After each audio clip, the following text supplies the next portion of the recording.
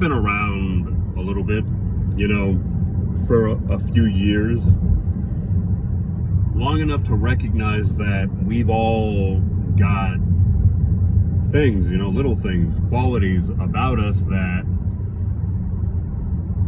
people kind of give a second take to, right? That make people kind of second guess. We call them red flags, right? And we've all got them, especially those of us who love to judge, right? Those of us who love to pick them out of other people are the ones who probably have the most. I'm just saying. We second guess ourselves for a reason. We second guess other people, but before we do that, we second guess ourselves. And we do it because we are worthy of being second guessed. There's the individual within you that's doing the second guessing, and there's the individual within you that's being second guessed, right, by yourself. It's there, there are things for you to be ashamed of. You're not perfect. Nobody is. And you don't want to masquerade and pretend that they're not there. I mean, you wouldn't want it any other way. You want to second guess yourself. And certainly after you do that, you want to pick out what the problem areas are so that you can fix them. Right? And there's that, about that. I was saying, we've all got these little qualities, right, that people second guess about us. And we're probably aware of them, if we have any kind of reasonable self-awareness. It's okay, it's okay for people to point things out within you, for people to notice things, for people to kind of, stop and sort of doubt you a little bit. That's all right. It's okay for you to do it to a point. Myself, I can embrace when people do that, when people maybe they see something about me that I am, of course I'm aware of it, right? I'm not going to say I'm not aware of it, that maybe I'm just mildly aware of, something that I am very, I'm not blind to, but I'm barely, it's barely, it's in my radar just a tiny bit, right? And so it doesn't bother me much. And on top of that, I've gotten used to it, right? I've gotten used to it, and it's not something I've really, and partly because I've gotten used to it, it's not something I give a lot of attention to. I don't mind when people point out a red flag, right? I mean, point it out to themselves and kind of give me an attitude. And to be honest, I don't even mind if it's verbally pointed out, because that gives me something to work on, right? First, I have to verify that what I'm being told is true, and then, if that's the case, I work on it, right? You gotta verify, right? Trust but verify. Again, I don't mind it, right? I don't mind so-called red flags being noticed. Even if I don't take too much time out of my day anymore. There was a time when I was young and I would notice things about people, right? I still do, but to a much higher degree. I would notice things. I'd be very sensitive for a reason, right? Because I was self-conscious, by the way. And I would even point them out sometimes, right? Or I would do everything I could just short of pointing them out. I would try to make it clear to somebody that they were defective. There was something wrong with them. And of course, this was to reassure myself and let the other person know that I was perfect. I had no defects, right? Okay, I try to avoid this. I try to avoid judgment as much as I can. I don't mind if people partake, right? I don't mind if people notice something that makes them think twice about me. Or, nobody should. And we should all follow this sort of, this guideline. I don't mind it if, it doesn't go too far. it happens, you know, and yeah, we have things about us that are imperfect, so it's going to happen. But people take it too far sometimes. People make something out to be a lot bigger than it is. They either see it as being bigger than it is, or they fabricate it, right? Or maybe they see it and they kind of twist the facts to make what they're seeing reality. That I have a problem. I have to. That's not okay, you know. And I mean, it sounds a little childish to say it that way, but yeah, it's simple. It's just not acceptable.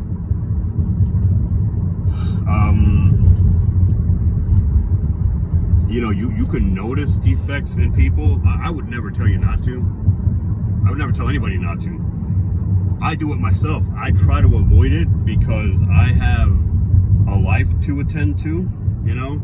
I have a life that I'm trying to keep to some degree in order, and anytime I take my eye off the ball, so to speak, off the ball that is my life, or the ball of my life, anytime I take my eye off of that, you know, I'm suffering. I'm losing something.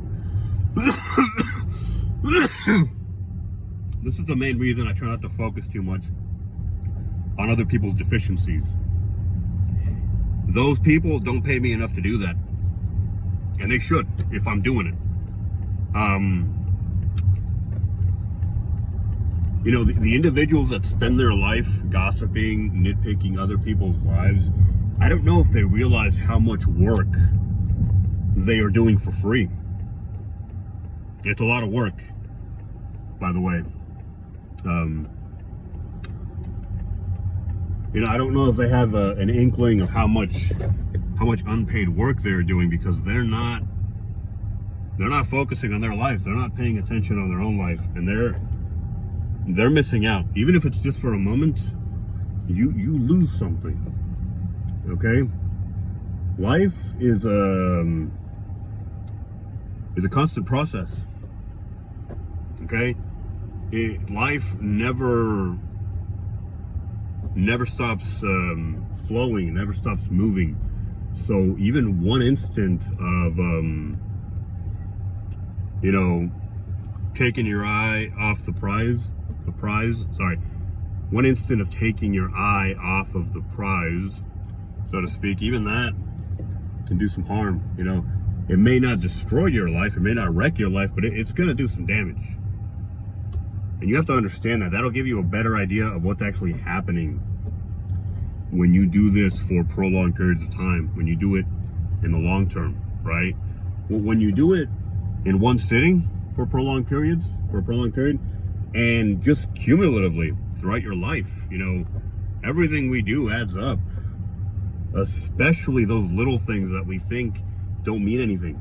You know, every time you scratch your nose, for example, unnecessarily, maybe as a nervous habit, just an example, you know, every time you do that, you're taking time. You know, you are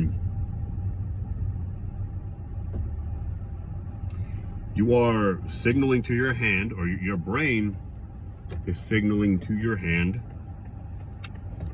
to do something, right? It is telling your hand specifically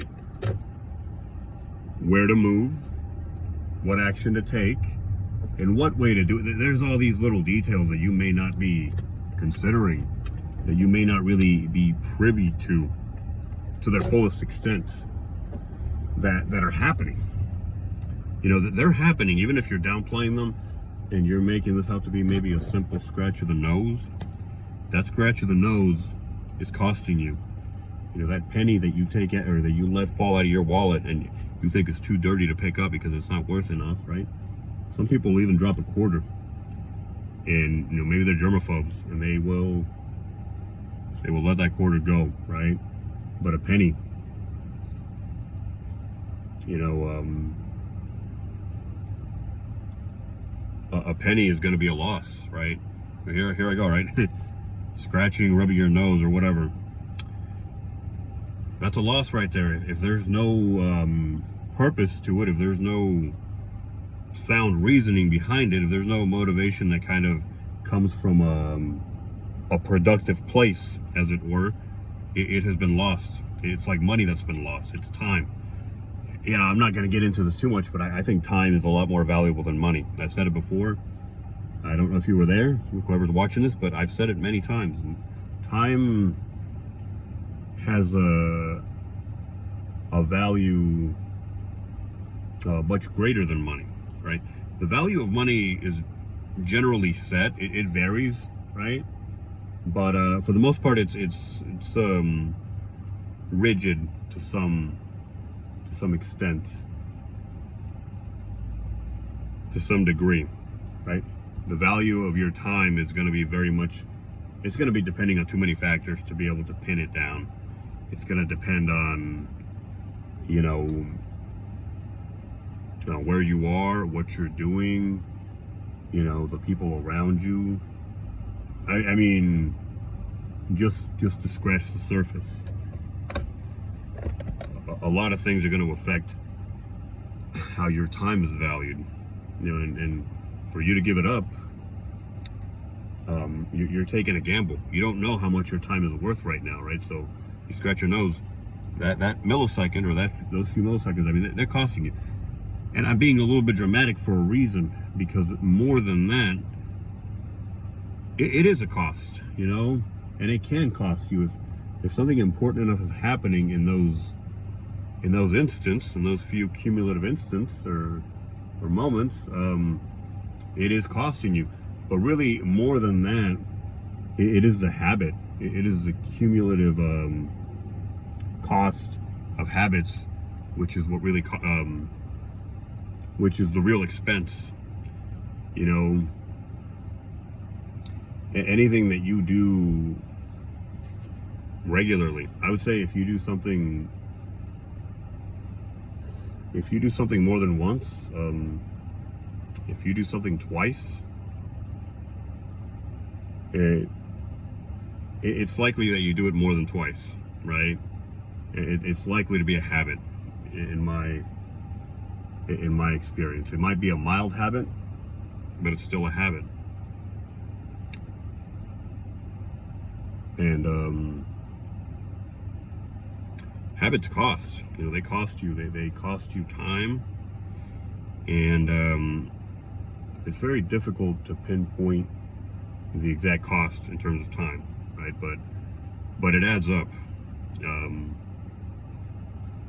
It adds up, and it's usually a lot bigger than we imagine it to be, because we don't see the cumulative effect. We see individual actions, and that's usually what gets registered in our minds. We don't see the cumulative impact of habits.